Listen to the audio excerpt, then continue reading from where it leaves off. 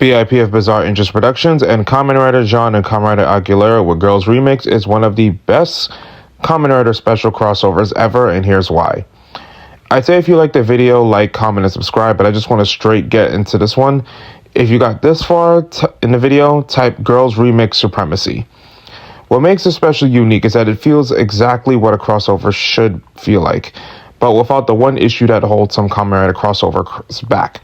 It focuses exclusively on our heroes and combines the villains and the victim, so none of the runtimes feels wasted. While I've enjoyed many Kamen Rider crossover movies, and even the ones that are considered bad have some redeemable elements to them, some of them do fall into the trap of focusing on a kid responsible for the plot, which, depending on the movie, I think they can handle really well, but the Tyson movies feel like they should be better at having one continuing focus on the characters they're able to bring back and keep the plot consistent, even if simple and engaging. And Girls Remix does this in spades. Kamen Rider Girls Remix, yeah, let's call it that for short, starts immediately by getting us straight into the plot, where Rinko from Kamen Rider Wizard and her police force investigating an electroshock human when she's saved by Kamen Rider Valkyrie fighting the culprit responsible. Around the same time, Hana, aka Aguilera from Kamen Rider Revice, gets a note claiming that her older sister is looking for her, with Sakura completely excited upon the fact that she can meet her real family as they're invited into the Girls Remix, who are a team of female Kamen Riders and Rider Girls who helped out the protagonist's led by Akiko Narumi from Kamen Rider Double. And after the opening, the special makes it easy to digest who every character is, since Akiko asks everyone's interests themselves, and they all give a quick 1-minute summary of their character and role in their respective story and season. So it eases you without necessarily needing to watch every season, and as someone who's watched almost every season these characters are from, barring about 2, it makes it an easy reminder for more experienced veterans and just a fun watch for newcomers. Plus, we actually get to see and have these characters bounce off each other throughout the story. What makes this special great is, like I said in the Girls Remix too, while we start with 6 characters and members of the team, by the third part, we end up with characters from 9 different series to come together and take on the evil organization. And they pull it off really well even when other characters come in later. And it doesn't feel like a character is wasted because we have several characters who in their series are involved in either police or detective work. The actual story ties into Hana's desire for her family versus Sakura's real family perception affecting the former. As while everyone's bonding, it actually explores the part of Hana's redemption Revice alluded to but never addressed. We never found out who her birth parents were. Since she was part of the Dead Man's cult and raised in it, even if the special doesn't reveal us to the truth, we get to see Hana struggle with wanting to learn the truth, leading to her getting manipulated, as Miss Titan attempts to manipulate her into the organization by preying on the concept of found family versus real family. I also love Miss Titan disguised herself as Akiko because earlier, Reika was the first one to notice the stain on Akiko's shirt was completely gone when the real version's personality would ensure she still have it even if she cleaned herself up because stains don't go away that easy. It speaks to Akiko's quirks, Reika's skill and talents, Hana's insecurities leading her to be manipulated, and this is still an investigation story. And that's all from just about 5 minutes of screen time. And while Hana eventually turns against them, because of Sakura and Hana's relationship, they bicker about it while still working together to take on the main villain instead of her immediately joining away to let the thought linger while Reika minds them, as Izu figures out who the true culprit is, Black Satan, the evil electro-wave human organization Stronger, and the first female Kamen Rider henshin heroine, his partner Tackle, while Poppy and Akiko almost passed out. Finds Akiko almost passed out. The heartbreak is Hana finally finds out about her sister Yuriko, only to be a trap that leads her to be taken in now that she's isolated and alone weighs on her. Then in part 2, we have Sawa and Kanon from Kamen Rider Ghost and Build, and Kanon investigating disturbances as Hana wakes up from her nap to learn her sister only found her because of her actions on the news when she was the Queen of Evil, with the promises of seeing her mother, with her disappearance weighing heavily on Sakura when they found out Hana was taken, with all of them realizing Sakura is too young and dense and straight out telling her to just talk to her, and they're going to help find her. After all, writers are supposed to help out other writers. It's actually really sad when you see it's all a ploy to get Hana's devil out, who flat out tells her it's a lie and that they should just live in it to get Dark Aguilera.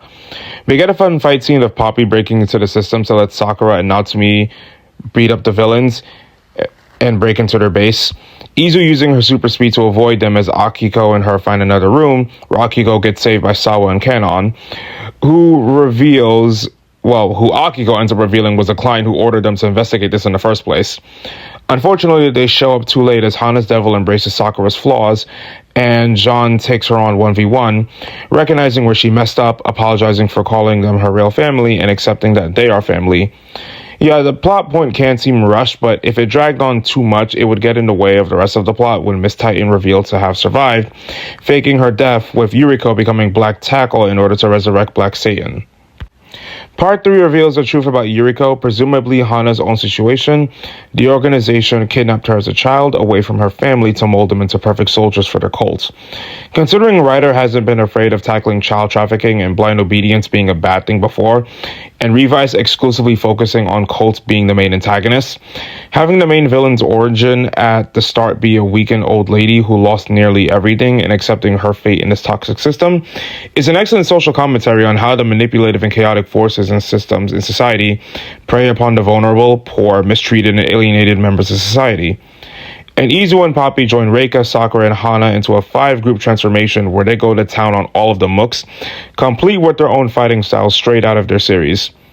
Well, except for Kanon, since Makoto hit her Hyagon somewhere, which we'll talk about in the cons, but she's still able to use her training to fight with Sawa against some grunts, and you will all fear the slippers of Akiko. But yeah, all 5 riders are struggling, and who else to show up but Tsuyukiyomi, guns blazing, which is insane because her actress went radio silent at the time of filming, and then retired from the industry, so it's great that she shows up. But Hana ends up trying to save Yuriko once they debate on the fact she wants a genuine family with connections, like how the Igarashis accepted her, complete with Lovekov ramming her for a critical blow when Miss Titan forces Yuriko to use Ultra Cyclone. The same move that resulted in the original Tackle's death to manipulate her love for family, but with Sakura's help, Hana is able to free her sister from the manipulator.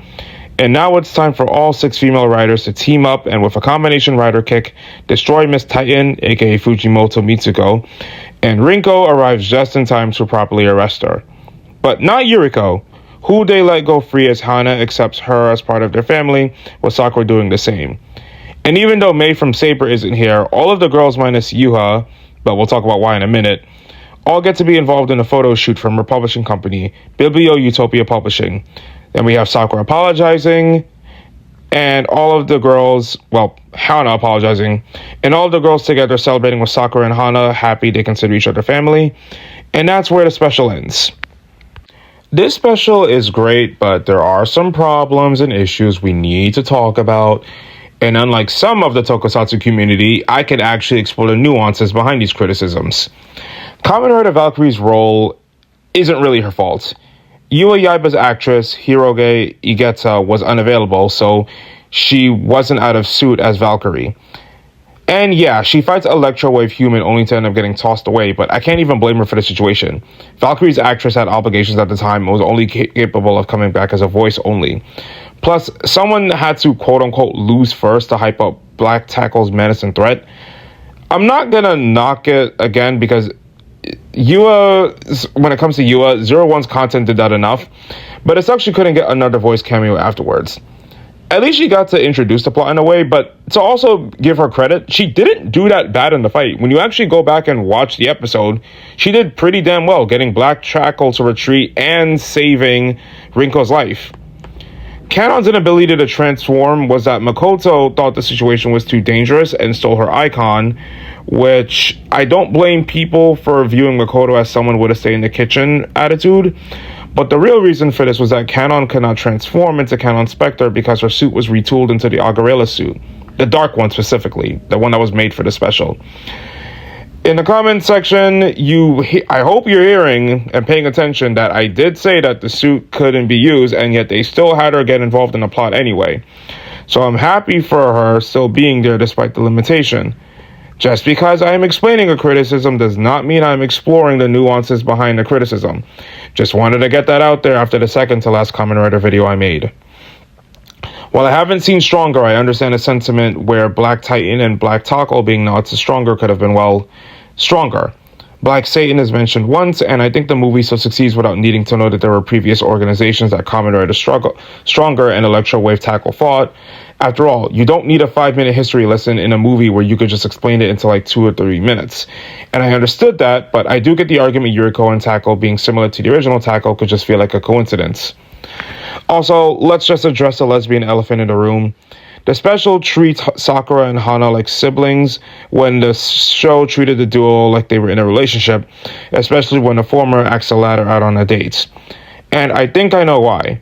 Hiroyuki Uchida wrote Kamen Rider Gotcha Graduations, and while I am giving him his props in a minute, it came out that he was on the side of the Gotcha writers who saw Hotaru and Rene's relationship as platonic, while Hasegawa felt it was romantic.